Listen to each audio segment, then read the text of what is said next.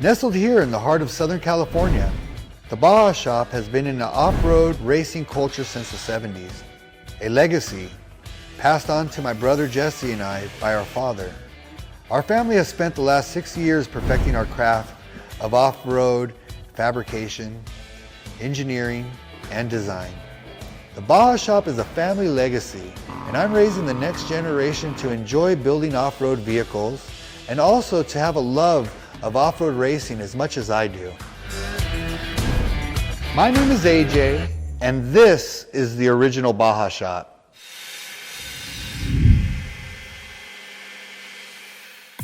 Today is another gorgeous day here in Lake Matthews, California. Really fortunate to be where we're at, you know, especially with the access to drive pretty much everywhere and test the cars out around my house. It's really nice, and around the shop. So while we're waiting for the T3 van to get back and we can go test it, we decided to test out some of our filming equipment for our big Glamis deal. So I got the truck out, we got it uncovered, and we took this bad boy out, did a couple spins around the block here, made sure everything ran well. I topped off all the fluids and everything, kind of dialed in our whole program. The temperature's great, we got a nice little breeze going on.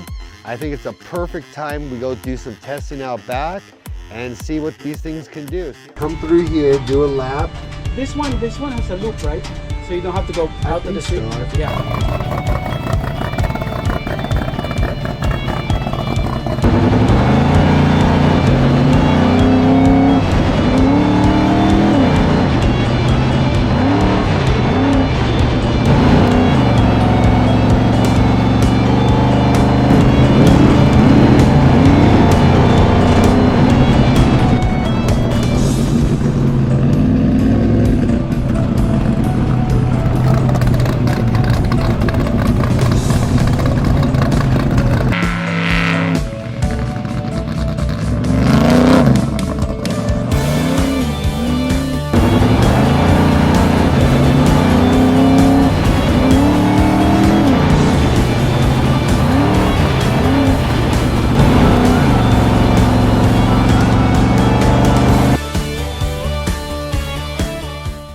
We're also getting ready for the King of the Hammers, and we're going to be racing the new UTVs at the Hammers. We're also going to be maybe racing the Class 11. We'll debut that, and I probably going to race the truck and just get out there and have some fun, you know, like we used to do all the time. And I think it's time we get back and go start racing some more. Now that the car is here at Fast Culture, we got to figure out a plan. We got to figure out how we're going to get this thing wired. We got to figure out the best place to route all these wires and how we're going to make everything work. So today we're going to start working on this VW transporter, and that includes building the vehicle chassis harness. The chassis harness is going to require everything the vehicle needs to work properly. Looking at the center console, I believe AJ and Jesse already had a plan where to put the keypad for the Switch Pros. They made this little square here, and what we're going to do is we're going to cut this out and we're going to put a billet insert, and then it's going to allow us to install the Switch Pro keypad so it actually is countersunk into the console.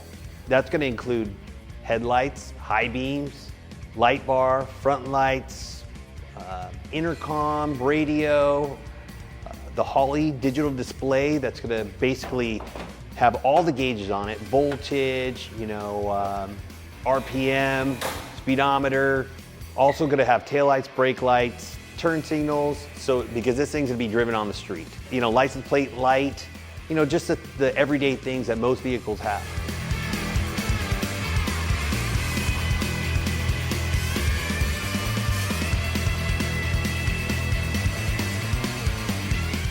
All right, let's talk about this VW transporter. I want to give you my opinion on what I think about this thing. Let's start off in the back. It has a really nice fabricated rear bumper. Gives this thing, you know, plenty of support. It's got these cool motor mounts that Baja Shop made. You can see their logo right on there. Nice stainless steel exhaust. Porsche fan shrouds, Type 4 motor, dry sump system, MSD ignition, distributor system. You also have dual Webers with this really cool UMP air system. I mean, this is a really trick off-road ride, honestly.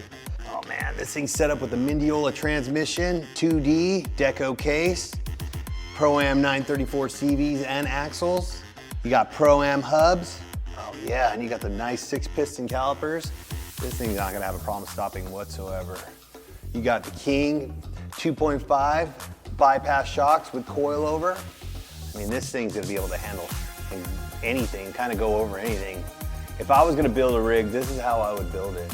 It's got a nice skid plate that goes across the bottom of the whole car. You got limit straps to keep the axle from popping out of the CVs. Centerline style wheel with a reinforcement ring that's welded. It kind of looks like a beadlock, so I can see why I mistaken it for a beadlock. But it has these nice BFG tires. It's got a fuel cell. Let's take a look at everything else. Cool thing's got 2 spare tires. Looks like we got a big oil cooler, so we're not gonna worry about the transporter overheating. Let's check these things out. What are these? You got these cool scoops. I think are gonna work really well because this is an air-cooled vehicle. And the fact that it's an air-cooled vehicle, you're gonna have air traveling through here.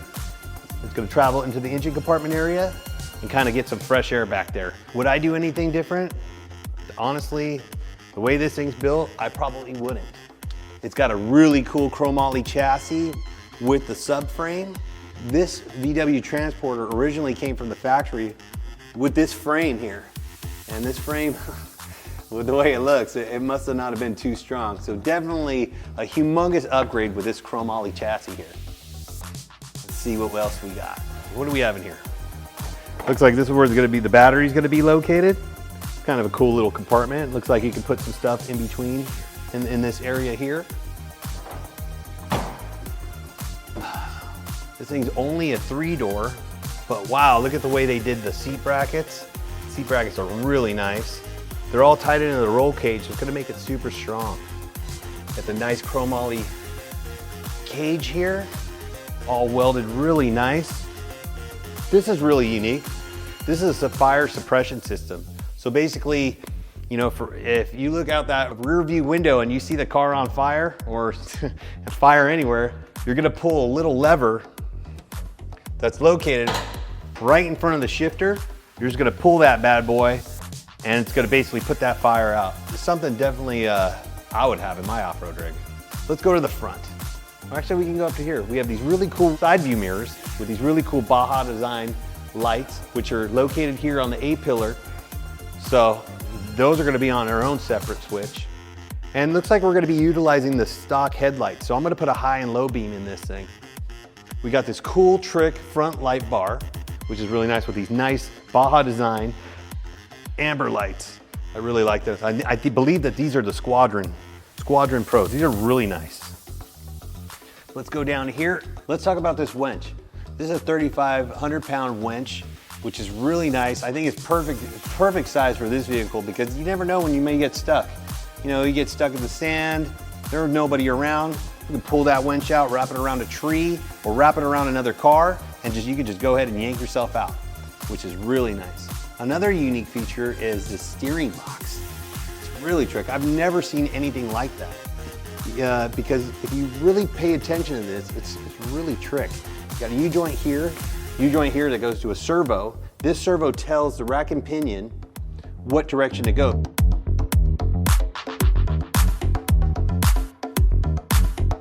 You got nice chromoly tie rods on Heims, super strong. You got this TIG welded box suspension with these welded in ghost plates, and they have the Baja Shop logo. It's all about brand. Let me tell you, I think this is a beautiful rig, definitely one of a kind, and I've never seen anything like this. Let's talk about some of the materials we're gonna be using on this VW Transporter. Let's first talk about the most important thing, the wire. We're gonna be using this really high quality TXL style wire. This is pretty much industry standard for all recreational play vehicles. Now, you know, we have the wire, we gotta cover it up. And sometimes, you know, depending on the project, I like to use this stuff called Flex Lube. This is what I use to protect the wire. This is something that we use on most vehicles, but if I want to take it a little step further, what I like to do is wrap this in heat shrink. And I use this really high quality heat shrink made by a company called Raychem. This stuff, when you shrink it down, it's like almost a rubberized coating. It's very hard to penetrate through, and it resists heat, oil, gas, fuel, types of fuels, and basically it's great for being in the elements. Now, when it comes to using this type of wire and loom, we have to terminate it, and we need to make a connection.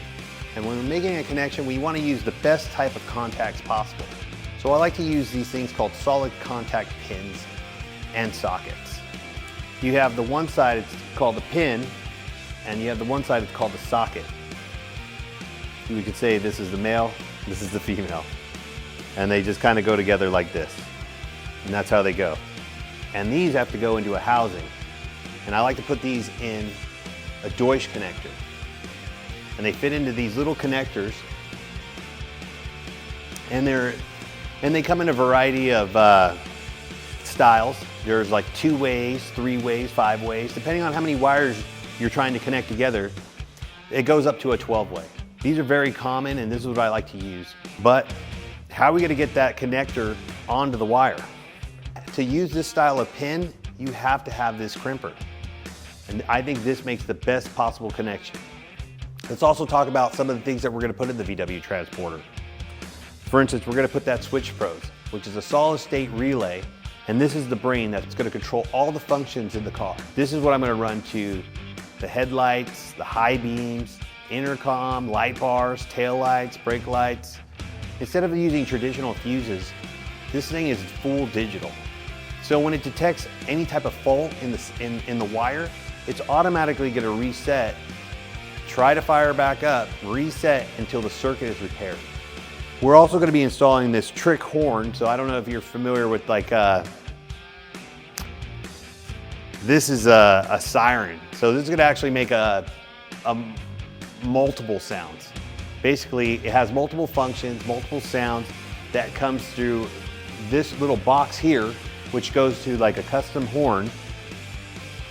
And this is the switches. When you hit this switch, it's gonna send a signal to this box. And depending on how you hit the switch, it's gonna depend on the sound it makes.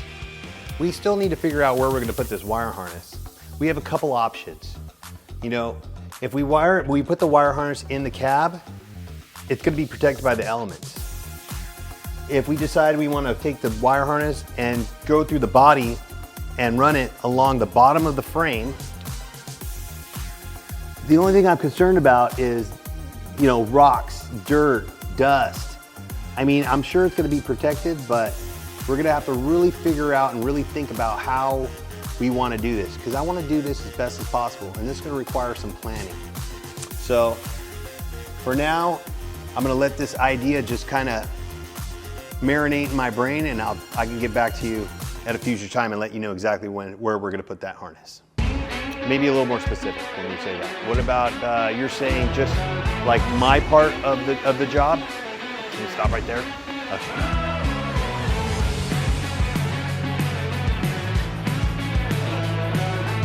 And that basically lets you know that the wire is completely inserted and bottomed out. Don't forget to like and subscribe and hit that notification button. That way you'll be notified on any upcoming episodes plus any bonus videos.